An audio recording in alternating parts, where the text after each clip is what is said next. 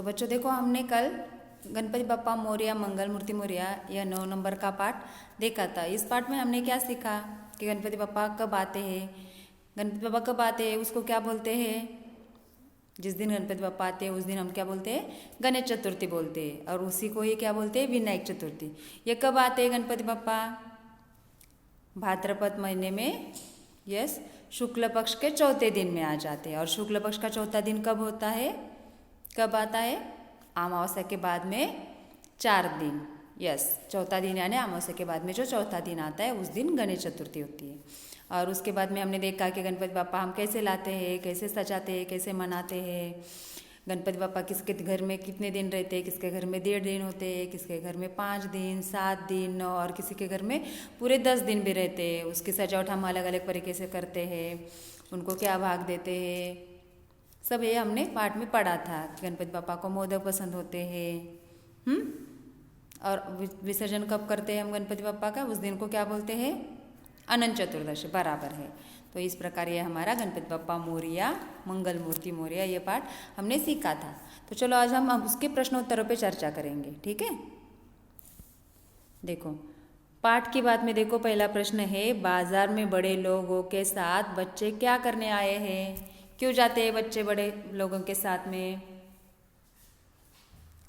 बाजार में बड़े लोगों के साथ बच्चे मूर्ति खरीदने आए हैं। क्यों गए हो? मूर्ति खरीदने गए हैं, ठीक है। देखो उसके आगे का प्रश्न, घर में गणेश स्थापना के लिए किस प्रकार की सजावट की जाती है? आप अपने शब्दों में भी लिख सकते हो, आपके घर में कैसे आप सजावट करते हो। ऐसा नहीं कि पुस्तक का ही लिखो, आपके घर में कैसे सजावट करते हो वो भी लिख सकते हो। घर में स्थापना के लिए स्थान को खूब सजाया जाता है, कागज़ के फूलों की मालाएं बनाई जाती है, झिलमिल झालरें लगाए जाते हैं, रंगीन पर्दे लगाते हैं, बिजली की रंगीन झिलमिलाते तोरण लगा देते हैं। ऐसे अलग अलग तरीके से हम उसकी सजावट कर देते हैं, है ना, ठीक है। तो देखो उसके आगे का प्रश्न, गणेश जी को लगाए जाने वाले भोग के थाल में क्या क्या रखा जाता है? जो गणेश जी को जो भोग देते हैं हम, भोग का मतलब होता है नैवेद्य जो देते हैं हम, वो उसमें क्या क्या रखा जाता है? यस, चावल के आटे से बना गुड़ का गोला रखा जाता है, मेवा इलायची आदि भरकर बने हुए मोदक रखे जाते हैं, ठीक है।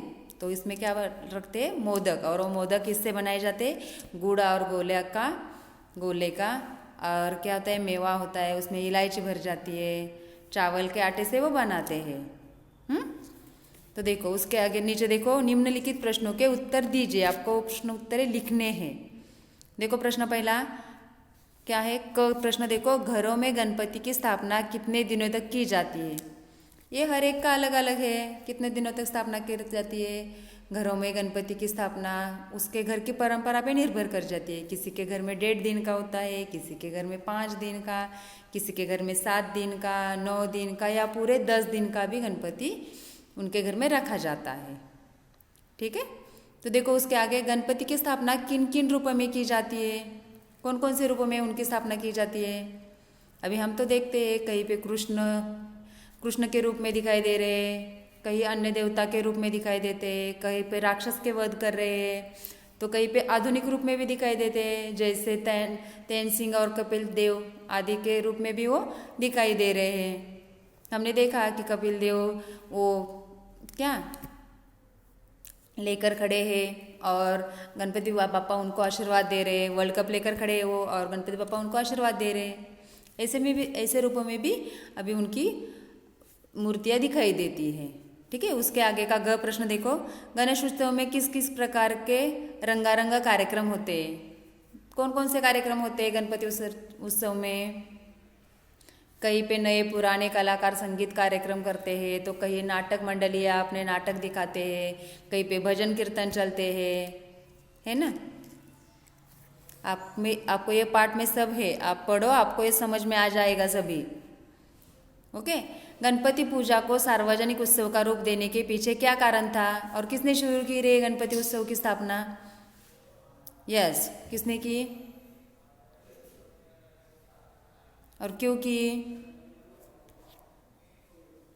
गणेश उत्सव पर अनेक सार्वजनिक कार्यक्रम आयोजित किए जाते हैं, है ना। और उनको ये रूप देने के पीछे क्या कारण था कि लोग आपस में एक साथ आ जाए, मेल जोल हो जाए, इसमें लोगों में आपस में मेल जोल और भाईचारा बना रहे, इसलिए ये था सार्वजनिक उत्सव का रूप देना पड़ा है। ऐसे सार्वजनिक उत्सव सेलिब्रेट कर रहे हैं कि देखो अभी हम ऐसे तो किसी के घर में जाते हैं क्या, नहीं जाते, लेकिन देखो गणपति जब उत्सव होता है तब हम सब हमारे जहाँ पे भी सार्वजनिक जगह पे जब गणपति बिठाते हैं तो हम सब एक साथ आ जाते हैं, सब लोग मिलकर जुलकर रहते हैं।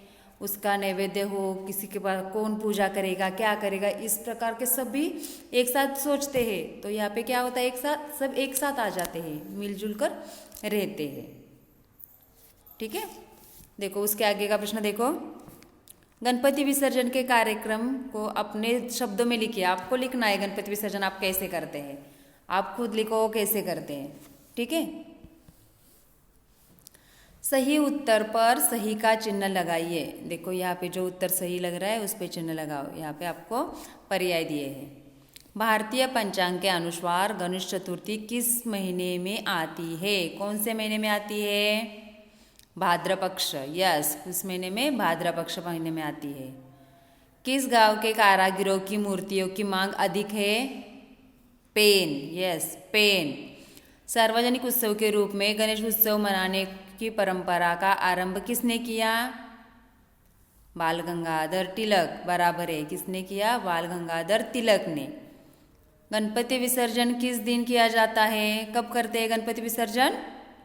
अनंत चतुर्दशी के दिन। बराबर है।